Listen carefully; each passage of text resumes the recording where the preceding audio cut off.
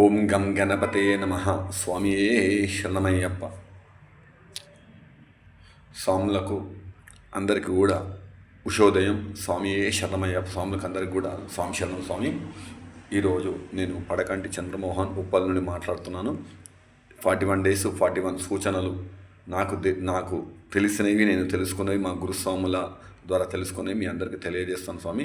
ఇందులో మీకు అందరికీ ఇవన్నీ తెలిసే ఉంటాయి, కానీ ఎవరన్నా ఒక్కరు కూడా నా యొక్క ప్రయత్నం ద్వారా ఏ ఒక్క చిన్న స్వామి కూడా తెలిసినా కూడా నా యొక్క ప్రయత్నము సఫలమైనట్టు నేను భావిస్తాను స్వామి.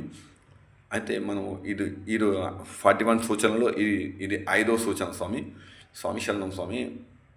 స్వాములు మాల ధారణ చేసినాక శబరికి ఇరుముడి కట్టుకుని బయలుదేరి లోపల ఇంటికాడ మహాపడి పూజ చేయించాలి స్వామి.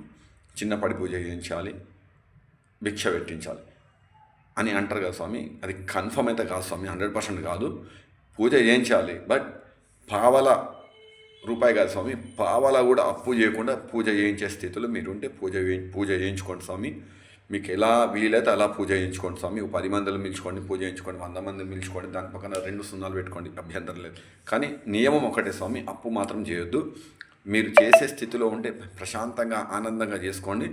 లేని పక్షంలో ఒక 5 మందికి ఇంట్లో భిక్ష పెట్టుకున్నా సరే, చిన్నగా పడి ముట్టించుకొని ఇంట్లో ఒక 10 మందితో మీ సన్నిధానం స్వాములకు భిక్ష పెట్టినా సరే, అది కూడా మీకు కుదురుతలేదంటే ఏదైనా అన్నదాన సత్రంలో కానీ ఎక్కడైనా అయ్యప్ప స్వామి భిక్ష అవుతుంది, మీరు 1 కిలోంబావు బియ్యం నుండి 10 కిలోల వరకు ఎంత ఇచ్చుకున్నా సరే కానీ స్వామి, ఆ కంపల్సరీ స్వాములకు భిక్ష పెట్టాలి అనే ఒక ఉద్దేశంతో మాత్రం అప్పు చేయకుండా చేయండి స్వామి.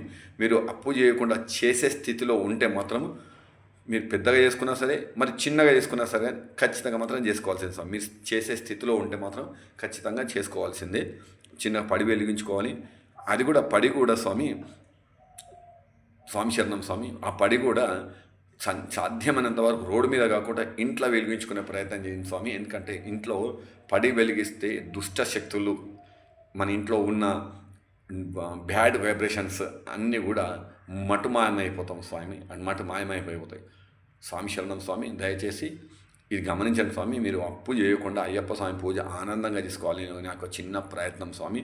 స్వామి శరణమయ్యప్ప.